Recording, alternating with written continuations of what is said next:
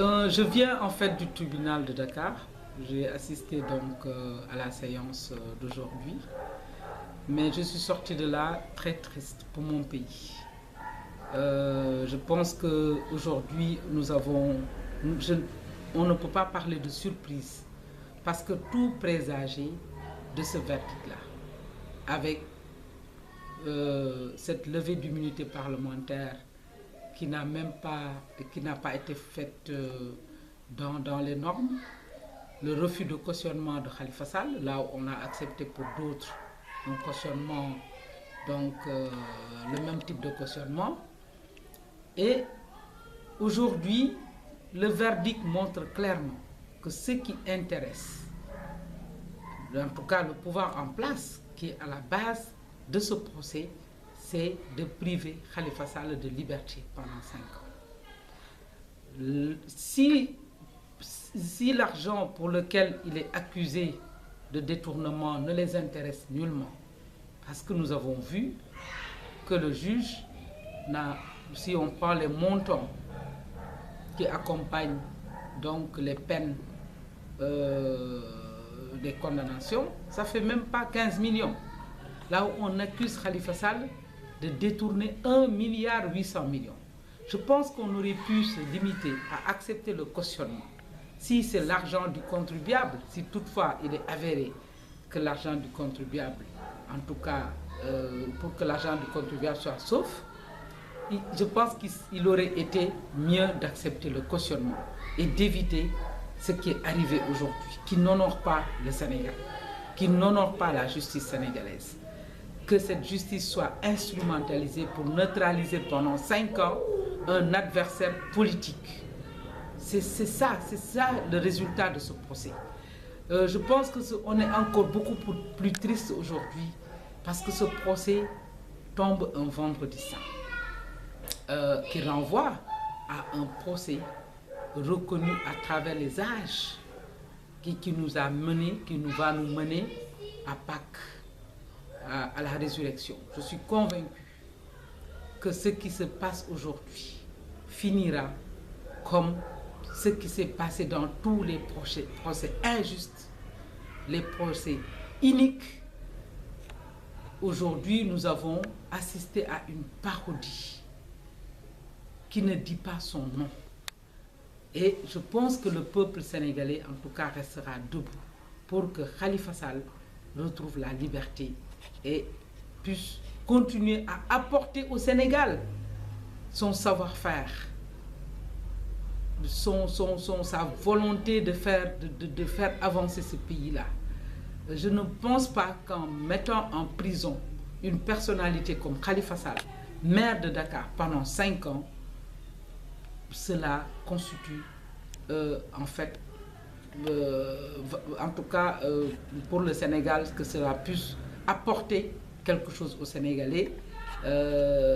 C'est pourquoi nous pensons aujourd'hui qu'il est temps que tous les patriotes se lèvent, que l'opposition s'unisse pour faire face, pour que plus jamais des procès en sorcellerie, comme c'est le cas aujourd'hui, ne soient plus, donc ne puissent plus prospérer dans ce pays.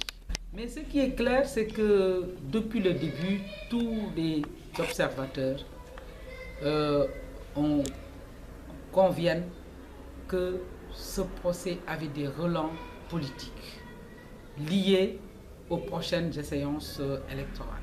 C'est clair et net. Une tentative de neutraliser un adversaire politique, cela est clair et net.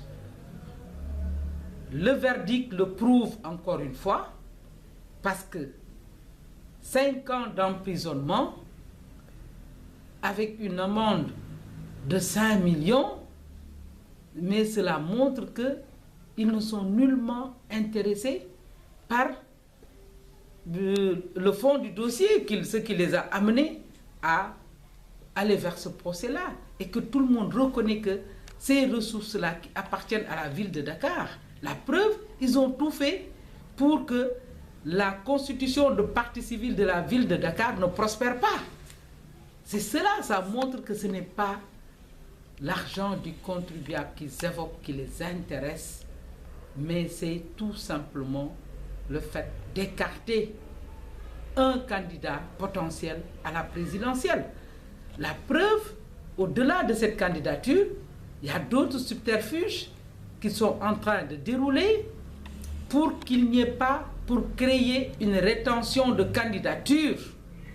Nous avons connu la rétention des cartes lors des dernières législatives et maintenant ce projet de loi constitutionnelle qui vise à changer les règles du jeu à quelques mois de la présidentielle avec cette histoire de parrainage va conduire à la rétention de candidatures.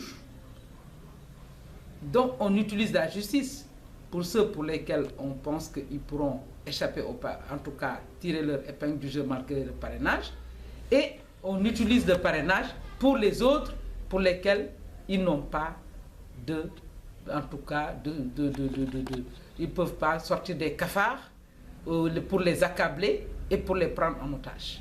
C'est cela la triste réalité. Nous ne l'attendions pas du président Macky Sall, avec qui on s'est battu pour qu'il y ait une justice forte, équitable. On a parlé de procès équitable. Ce procès n'a pas été équitable, il faut qu'on l'accepte. Quand on rejette la constitution de partie civile de la mairie de Dakar, quand on renie les droits à Khalifa Sall jusqu'au jour du procès, on n'est pas dans l'équité, c'est clair et net. Mais je suis convaincu que cela sera comme un coup d'épée dans l'eau, parce que le peuple est conscient de tout ce qui s'est passé et que le peuple ne laissera pas faire. Vous savez, le président Macky Sall est conscient du fait qu'il ne peut pas passer au premier tour. Il a dit à son camp, parce que quand il dit que 33% à Dakar, et ce qui est aberrant dans notre système électoral, c'est que quelqu'un puisse avoir 33% des suffrages et rafler tous les députés d'une circonscription électorale. Qu'une coalition ait 49% des suffrages et rafle près de 130 députés à l'Assemblée nationale, ou plus. Mais vous vous imaginez, c'est comme dans une classe, que celui qui n'a pas la moyenne, même pas la moyenne, soit déclaré comme quelqu'un d'excellent et rafle tous les prix d'excellence. Donc ça veut dire qu'il y a une aberration dans ce système qu'il faut revoir. Le président Macky Sall est conscient de cela. Il leur a dit ça, que si ces résultats des législatives pour lesquels ils ont fait la rétention des cartes, ils ont utilisé des subterfuges pour pouvoir avoir ces 49%. Si ces résultats-là, s'il les enregistre au présidentiel, il ira au deuxième tour. Il le sait. Maintenant, qu'est-ce qu'il fait? Mais il change la charte fondamentale qui a été révisée en 2016 avec ce référendum pour lequel on a dépensé beaucoup d'argent, on a arrêté le pays pendant 3 semaines, personne ne travaillait plus pour qu'on change la constitution. Comment se fait-il qu'on vienne retoucher cette constitution pour un soi-disant parrainage? Parce qu'aujourd'hui, ce qui l'arrange, c'est de réduire le nombre de candidats pour pouvoir passer au premier tour. Tout ce qu'il fait aujourd'hui, toutes les lois qui sont prises dans ce sens-là, ne sont que des lois qui ont des relents, des projets qui ont des relents électoralistes et politiciens.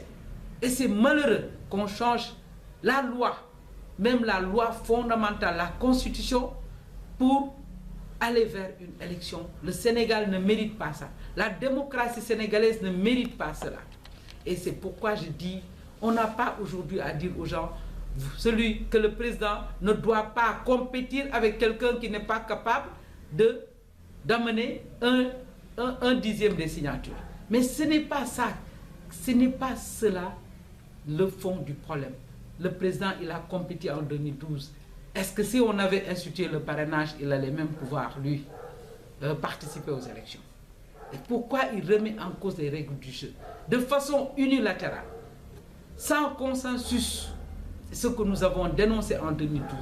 C'est pourquoi cela est inacceptable. Je pense qu'il doit revenir à la raison, retirer ce projet de loi et qu'il y ait des larges concertations après les élections présidentielles pour voir ce qu'il y a à changer. Je ne vois pas, même dans cette constitution, qu'on disait être verrouillé, mais avec quel verrou maintenant on va utiliser cette majorité qui a été élue avec moins de 50% des suffrages pour revoir une constitution mais cela est quand même extrêmement grave. En tout cas, je pense qu'il faut qu'ils reviennent à la raison. J'ai vu les explications vraiment tirées par les cheveux du Premier ministre hier. Je considère que hier, c'était la tête de liste de Bernon qui est allé rencontrer ses élus à l'hémicycle. C'est lui qui était le tête de liste. Ils ont été élus grâce au PEM. Ce n'était pas du tout une rencontre vraiment naturelle avec des élus du peuple, mais les élus du PEM. Le PEM a conduit cette liste, il va à l'Assemblée, mais c'était le chef de file qui rencontrait ses élus. C'est grâce au PEM qu'ils ont été élus là-bas. Ils ne pouvaient que lui dérouler le tapis. Et c'est pourquoi c'était un meeting politique à l'Assemblée nationale entre les élus de Benno Bokk Yakaar. C'est cela qui s'est passé hier à l'Assemblée. Et quand il dit le parrainage pour tous, mais cela, c'est tiré par les cheveux. Je ne peux pas comprendre qu'un seul camp décide de poser un acte aussi fort quand en 2012 on s'est battu et qu'il y ait eu plus de 10 morts pour qu'on ne touche pas à la Constitution. Macky Sall avec nous, on s'est battu pour que Wade ne touche pas à la Constitution. Qu'est-ce qui lui arrive aujourd'hui pour qu'il décide de toucher à la Constitution à moins de 10 mois des élections présidentielles? Je pense que c'est quand même extrêmement grave. Convaincu par les propos du ministre, parce que le ministre est devenu partisan. Dès qu'il a pris la carte de l'APR après sa nomination comme ministre de la Justice. C'est un ministre partisan. Et je pense que je lui demande de regarder en arrière, de se souvenir qu'il a toujours dit ici que les tripatouillages de la Constitution par Maître Abdoulaye Wade, par le régime de Wade, c'était plus des réformes déconsolidantes de la démocratie sénégalaise. C'est lui qui les théorisait, les réformes déconsolidantes. Aujourd'hui, le fait de toucher la Constitution à 10 mois des élections, le fait de changer les règles du jeu, de décider de mettre en place, je ne sais plus, une commission ou quelque chose comme qui va d'abord examiner les signatures, de prendre ces décisions de façon unilatérale. Il faut qu'ils disent aux Sénégalais si c'est une réforme qui consolide la démocratie sénégalaise ou si c'est une réforme qui déconsolide la démocratie sénégalaise. C'est là qu'il est attendu. Il est attendu là-bas. Je pense qu'aujourd'hui, ce qu'on attendait, c'est qu'il y ait un bulletin unique. Ce qu'on attendait, c'est que le président retire la gestion des élections du ministre de l'Intérieur qui a dit haut et fort qu'il fera tout pour que leurs partisans soient inscrits et reçoivent leur carte. On attendait aujourd'hui un apaisement par rapport au verdict de ce procès-là. Et là, on voit c'est une fuite en avant